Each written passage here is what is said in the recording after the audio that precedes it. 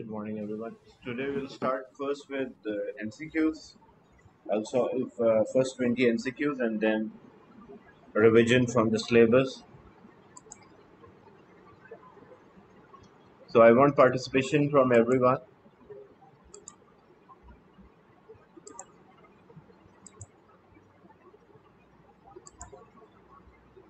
This is February March 2016 paper 2 variant 2.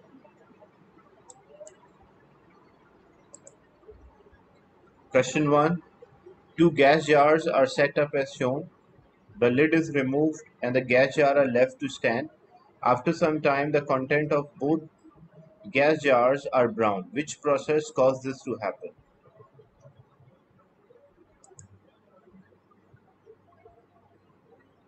Everyone should participate.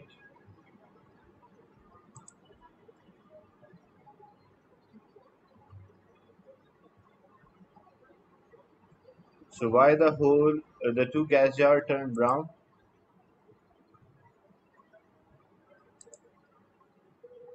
That's because of diffusion. The particles actually they travel from region of higher concentration to lower concentration. So in the beginning we have higher concentration of the particle at the bottom. When we remove the particles spread out, move from higher concentration to lower concentration. That's why it will turn. The other side also turn pale or light brown.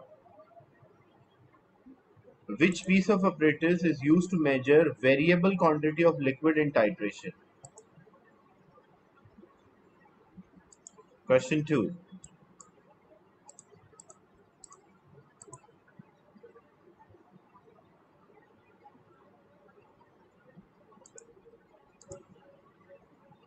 So question 2C is the right answer. A burette.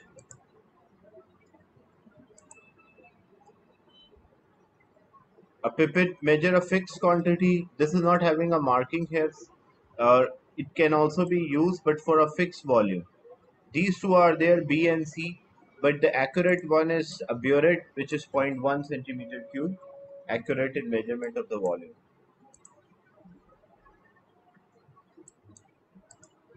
Question 3.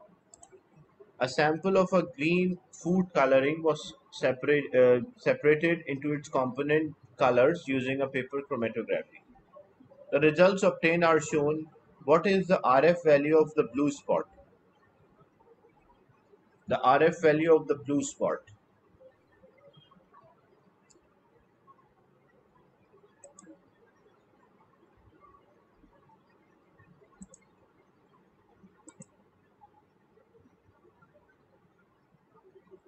Look, first thing, two answers are completely wrong. Why is C and D are completely wrong? Because the RF value is the distance moved by the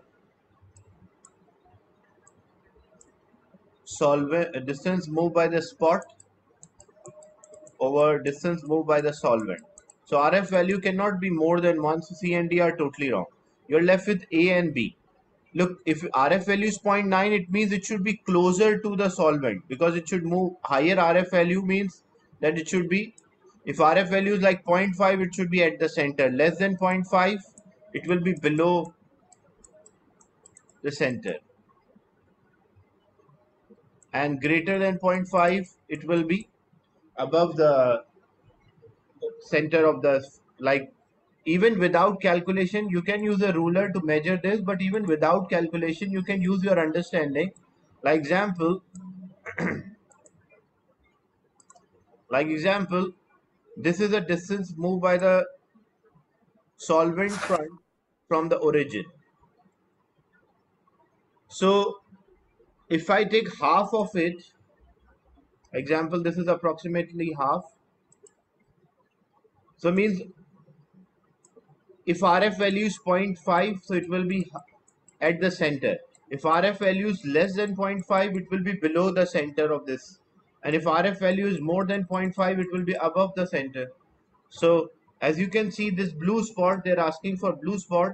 So blue spot is less than the halfway, a distance moved by baseline to distance moved by the solvent. So it is A. If it was, if a blue spot was here, somewhat here, then it will be 0.9. it is exactly at the center, then 0.5. So you can use a ruler to measure this, or without measurement it can be done. Just use your understanding that how much distance moved by the solvent front spot compared to the solvent front. So example,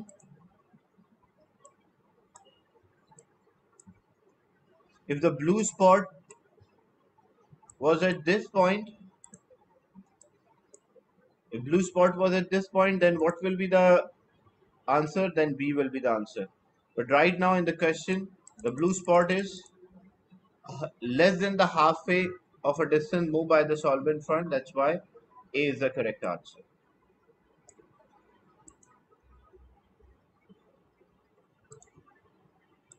Question 4. In which row are substances correctly classified?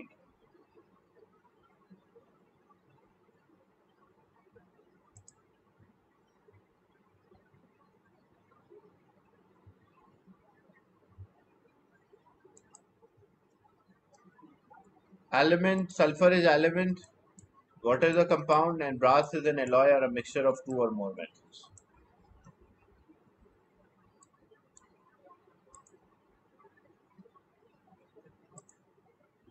Which molecule contain only a single covalent bonds? Question 5.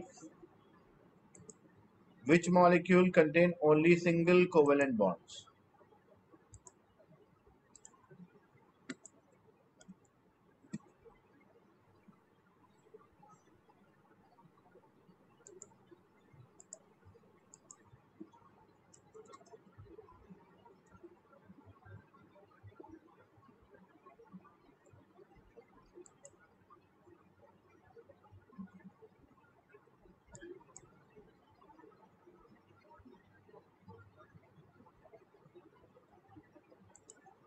So when you draw chlorine, chlorine belongs to group 7, so it will share 1 electron, so there will be a single bond.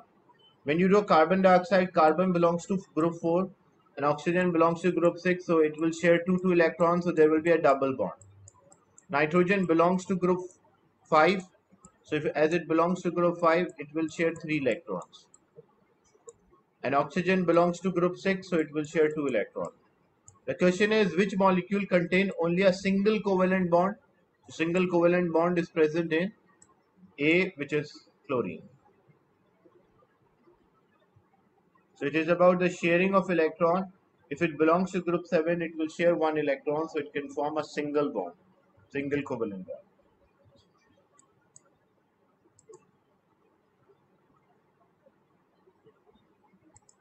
Which structure represents sodium chloride lattice?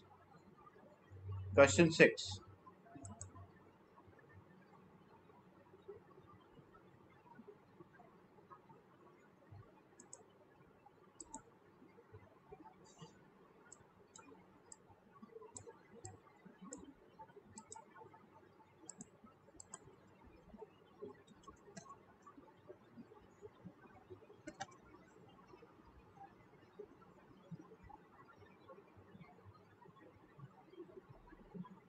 A sodium chloride lattice. Lattice means sodium chloride is an ionic compound.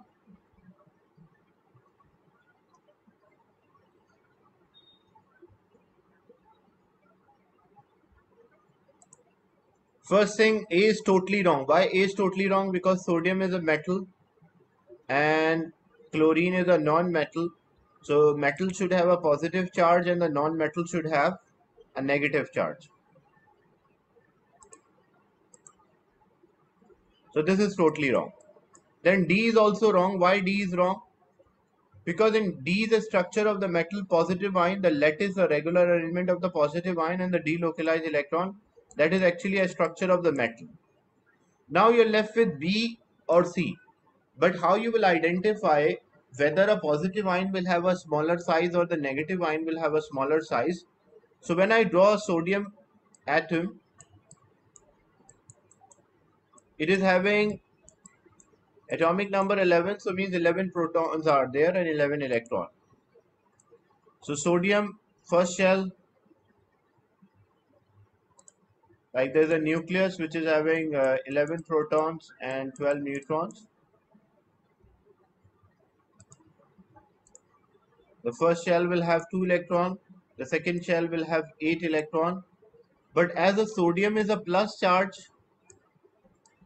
so it will lose one of the electron from the last shell so that it will form a positive ion. So there will be 2 shells in sodium which is positive. And what about chlorine? Chlorine is atomic number is 17 and 35.5, that's the average atomic isotopic mass, average mass of the two isotopes. So it is having 17 protons and it can have 18 neutrons. The first shell 2 electrons, second shell 8 electrons, third shell 7, and one more it take from the surrounding, like from the sodium.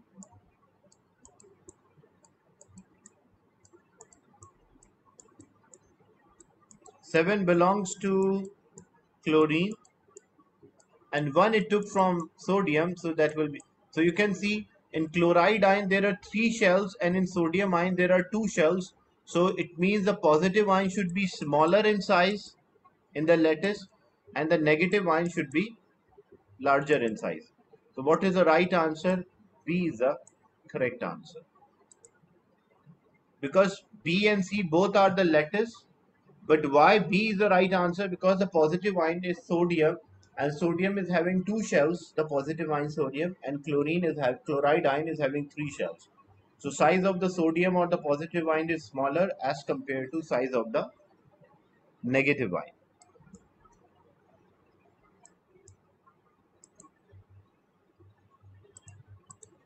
Question 7.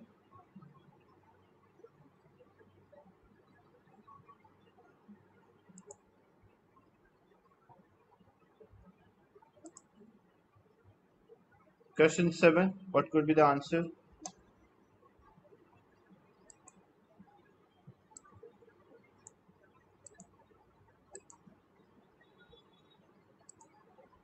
X and Y are isotopes of same element. Which statement? X and Y have atoms with same number of electron in the outer shell. C is the right answer. Why not A? X and Y have atoms with different number of electron. That's wrong because isotopes have same number of same proton but different neutron. If the protons are same, the electron will also be same. For example, if I draw the two isotopes of hydrogen, so this contain one proton, one electron, no neutron. This contain one proton, one electron, and one neutron. The number of electron and protons are same. The only thing which is different is the neutron number. They don't have the same nucleon number. They don't have the different chemical properties because the number of electrons are same in the outermost shell. That's why they have the similar chemical properties.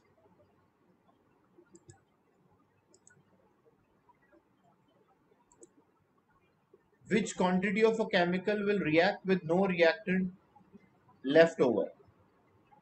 So how you will work out for this one? You have to first write a balance equation. Like when carbon react with oxygen,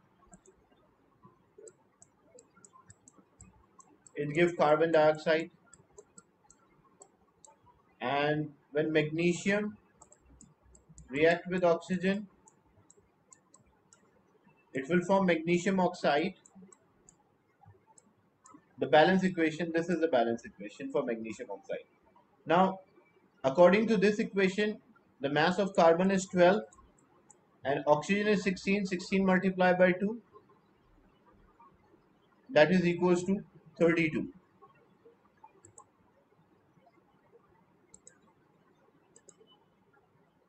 So means for a complete reaction, 12 gram of carbon required 32 grams of oxygen. But what about magnesium and oxygen? Magnesium is 24 multiplied by 2, that is 48. So if you have 48 grams, how much oxygen is needed? 16 multiplied by 2, that is 32. So for complete reaction, 48 required 32. Or if I further simplify, I can also say, because if I divide by 2, it says that 24 gram required 16 gram. So the question is, which quantities of the chemical will react exactly with no reactant left over?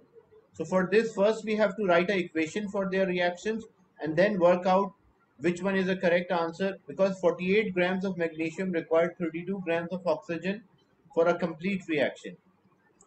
So which one it matches with, 4832, or if I further simplify, 2416. So 2416 magnesium. So D is the right answer. Is it clear?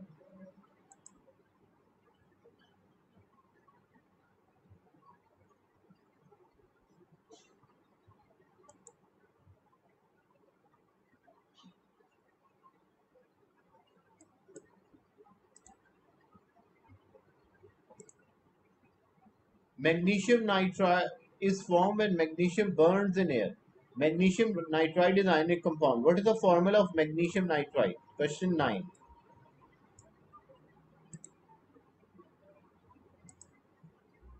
Keep in mind the concept of the valencies.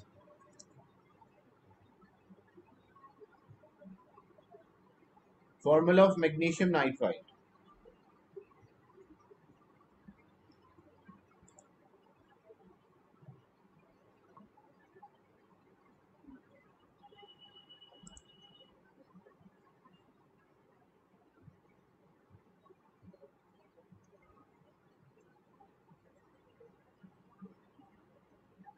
Keep in mind the concept of the valency, like group 1, 2, 3,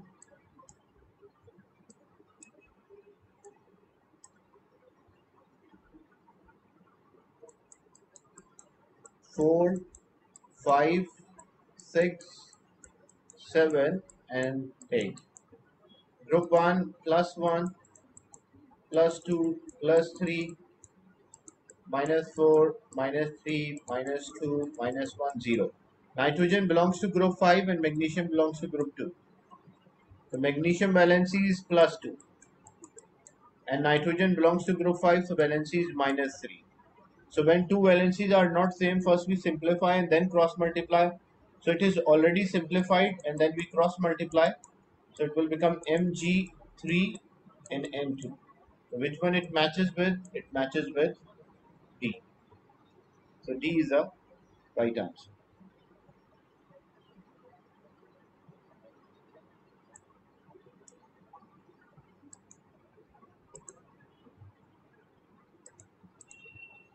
Question 10. Electrolysis of concentrated hydrochloric acid. Concentrated hydrochloric acid contain hydrogen ion, chloride ion, and it's acid. So acids are aqueous, H and OH ion. So what happened, because it is concentrated, so Cl ion will move towards the anode, and hydrogen, one of the hydrogen, any one of them can move towards cathode. So what is the right answer for question 10?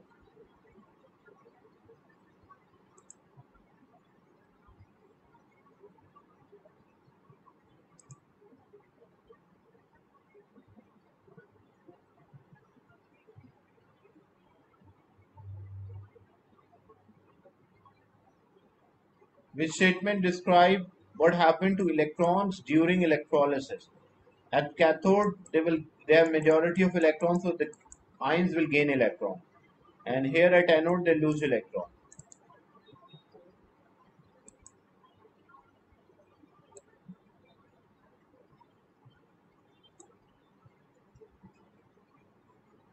So when we show the movement of electron, what is the movement of electron? Electrons are moving from negative terminal of the battery towards the cathode. And electrons are attracted, because the negative ion will lose electrons, so electrons are attracted from anode to the positive terminal of the battery. The question is, which statement describe what happened to electron during electrolysis? They are added to chloride ion. Chloride ions are not taking electron, they are losing electron, because if you have a chloride ion, it will lose electron, change to chlorine atom. When two chloride ions, they will lose two electron and form chlorine gas. They are added to hydrogen ion. That's true, because hydrogen ions attracted towards this cathode and take those electrons and form a hydrogen gas. They move through the circuit from positive to negative. They're not moving from positive to negative. And the last statement, they move through the solution from negative to positive. Within the terminal, there is no movement of electron from negative terminal to the plate, which we called cathode, and from anode towards the positive terminal of the battery. But there is no movement from positive to negative or negative to positive. That's why B is the right answer for this.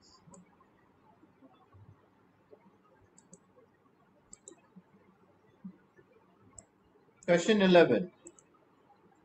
Which reaction does not occur in extraction of aluminium? When we extract aluminium, which of the reaction does not happen or occur?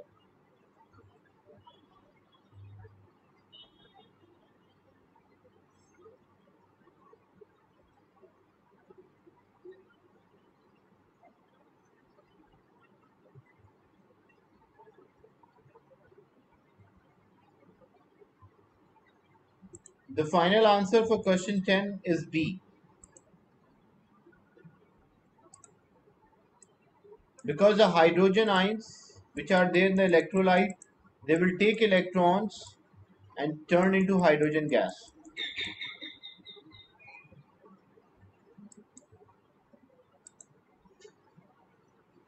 Question 11. Which reaction does not occur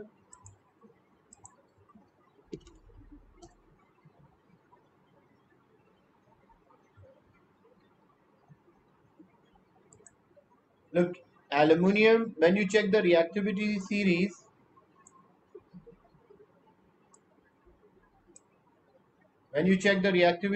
it is potassium, sodium, calcium, magnesium, aluminium, zinc, iron, lead, copper, mercury, silver, gold, platinum.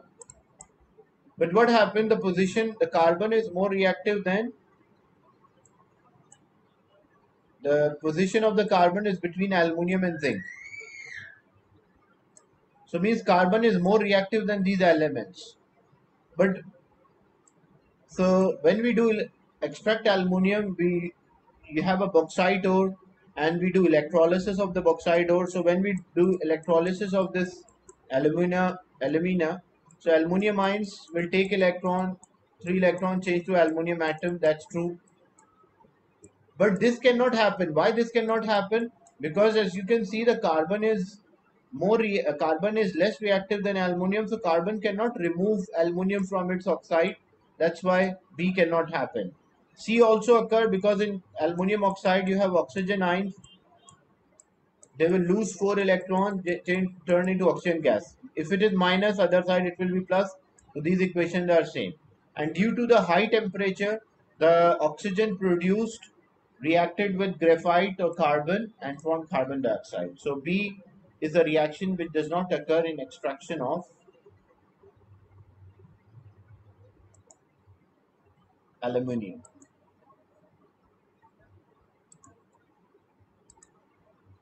Question 12. I want participation from everyone. Which substance could not be used as a fuel to heat water in the boiler? Alcohols are combustible. Alcohol can burn. Hydrogen can, because if ethanol is there, ethanol is C2H5 OH. It reacts with oxygen. It forms carbon dioxide and water, and the reaction is exo. Hydrogen react with oxygen. It forms water as well, and the reaction is exo. Methane burn in the presence of oxygen, gives carbon dioxide and water. That's also oxygen is needed.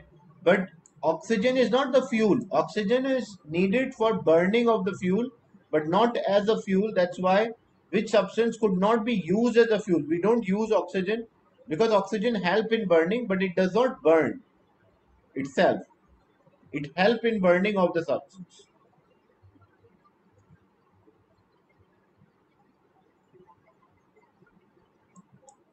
So oxygen help in combustion, but oxygen itself is not the fuel.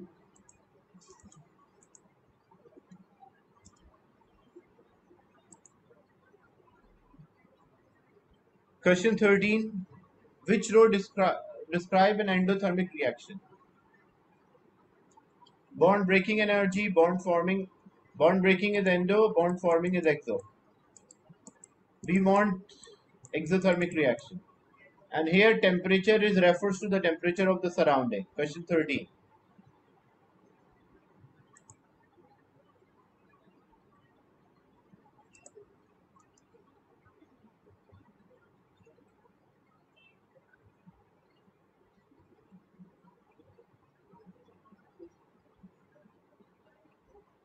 So for question 13, bond breaking is endo, so energy taken in is more, energy released should be less. And what happened to temperature of the surrounding? The temperature of the surrounding will decrease.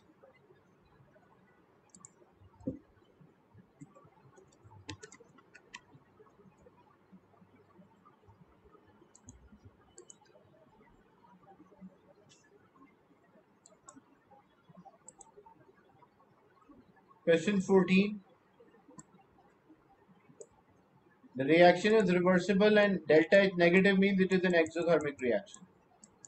Which statement about an equilibrium mixture is correct? Here we have 2 moles of a gas and here we have 1 mole of a gas. Question 14. What could be the right answer?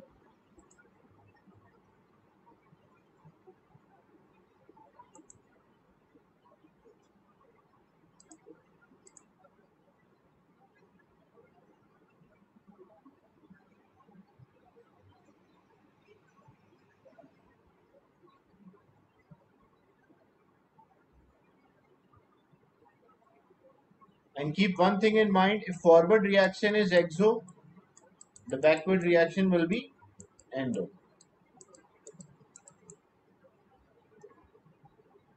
Now if we check the statements, if the pressure is decreased, look, if we increase the pressure, equilibrium shift towards side where number of moles are less. So if we increase the pressure, the equilibrium will always shift towards side where number of moles are less. And if we decrease pressure, equilibrium will shift towards side opposite where number of moles are more. So if the pressure is decreased, if we decrease the pressure, equilibrium will shift towards side where number of moles are more. So it will shift towards the backward side. So amount of NO2 will increase, but that's written N2O4 increase, that's wrong. If temperature is increased, the amount of N2O4 increase, that's wrong because the forward reaction is exothermic. If we increase the temperature for exothermic reactions, if we increase the temperature, equilibrium will shift towards left hand side for exo. So that's also wrong because N2O4 is a reactant, not it's a product, not the reactant. The rate of formation and decomposition are not same. If something is in equilibrium, then rate of formation and decomposition will be same. And the decomposition of N2O4 is endothermic. That's true because if forward is exo, the reverse will be endo. So D is the right answer for this.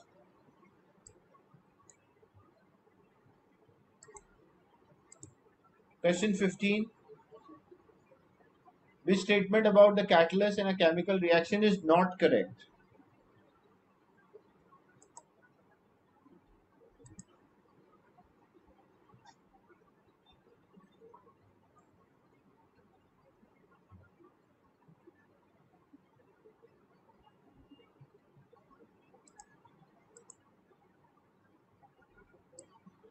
Catalysts are not used up. That's true. Catalysts increase the rate of reaction. That's also true. They lower the activation energy. That's also true. they don't change the energy of the particle, they make it lower activation energy. So they're not changing the energy of the particle, but the energy at which the reaction start, they lower that so the particle can undergo a chemical reaction. So B is the right statement. Question 16.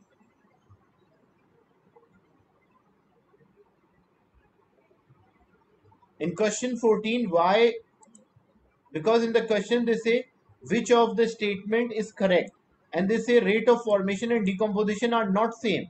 That's wrong because it is in equilibrium.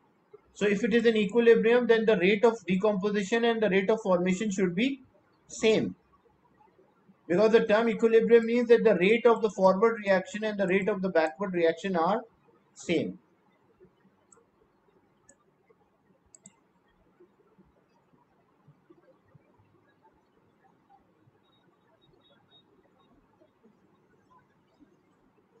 Question 16.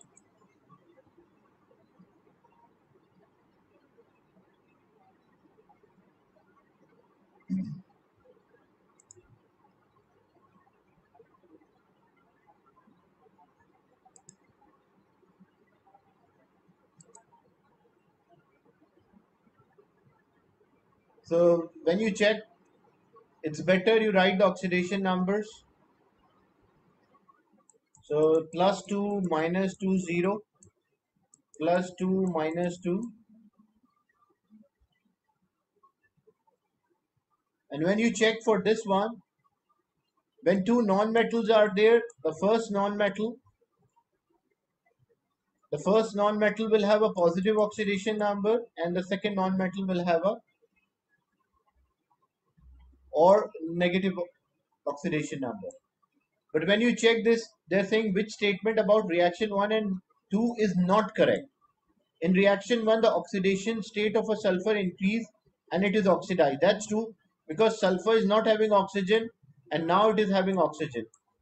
And what will be the oxidation number of a sulfur?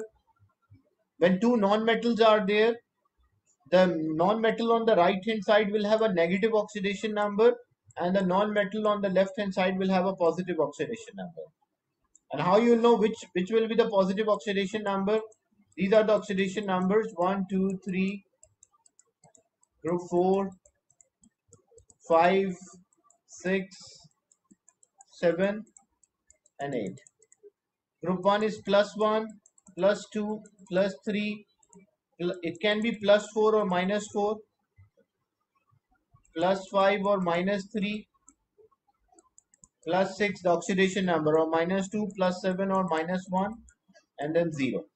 So in sulfur dioxide, both belongs to group 6. The non-metal on the left hand side will have a positive oxidation number and the non-metal on the right hand side will have a negative oxidation number. So when you check this, in the reaction 1, oxidation state of a sulfur increase. That's true because here when you check, zinc is +2, sulfur is -2. So from -2, a sulfur become +6. So -2 become +6, it means the oxidation number increase. That statement is true.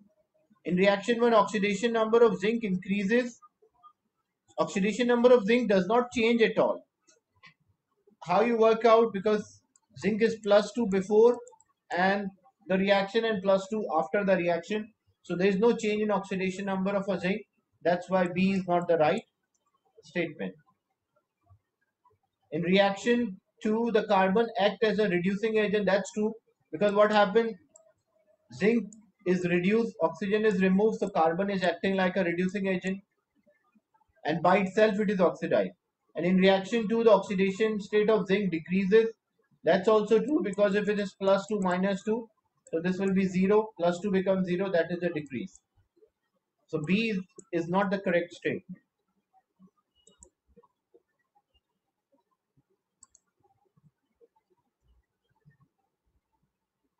Why does the sulfur become +6 when two non-metals are there?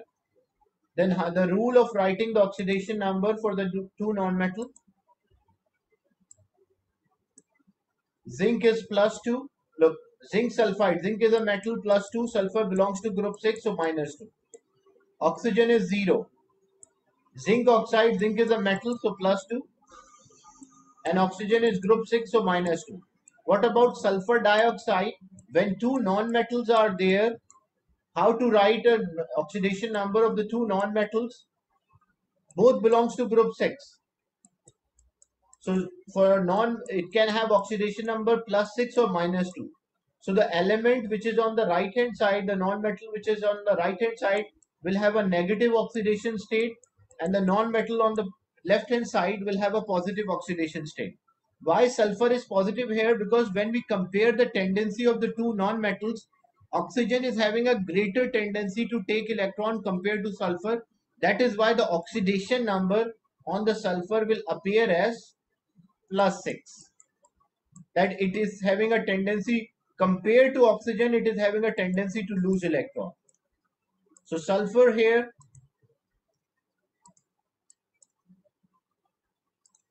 sulfur is +6 and oxygen is -2. So when you check sulfur was -2, it become +6. So if -2 become +6, the question is which is not correct. So in reaction 1, the oxidation state of zinc increase, but in reaction 1, oxidation state of zinc does not change.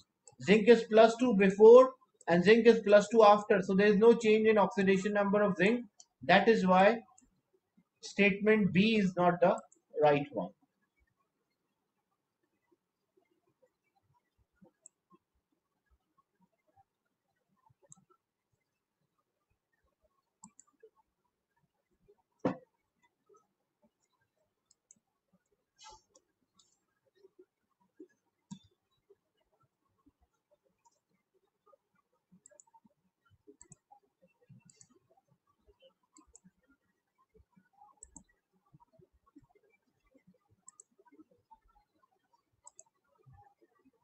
The diagram shows energy level diagram of a reaction. What could be the answer for this?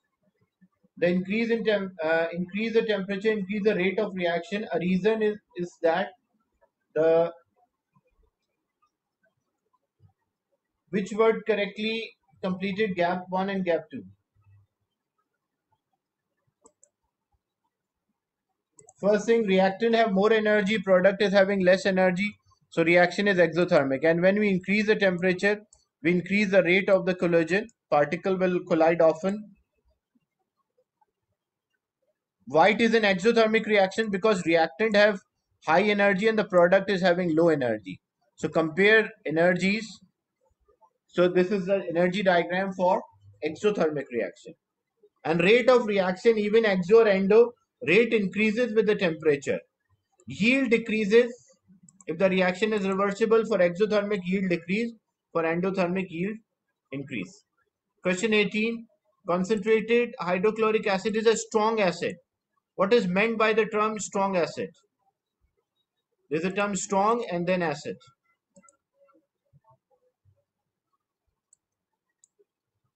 So strong means fully ionized, and acids are proton donors. It donate proton. That's why D is a. Acids are proton donors and bases are proton acceptor. That is the definition of acid. Donate. And meaning strong means fully ionized. Which oxide is amphoteric? Amphoteric oxides can react with both acid and alkali. So calcium oxide is a metal oxide, basic oxide, carbon monoxide is a neutral, and sodium oxide is a metal oxide. The last question, question 20. A salt is made by adding an excess of insoluble metal oxide to acid. How is excess of metal oxide removed from the mixture?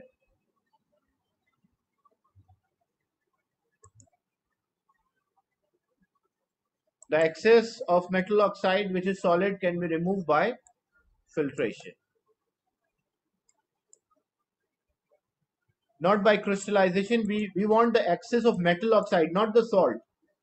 The excess of metal oxide which we added, the unreacted metal oxide, so we'll filter it out to remove that. So these are the first 20 questions related to February March 2016, paper 2, variant 2.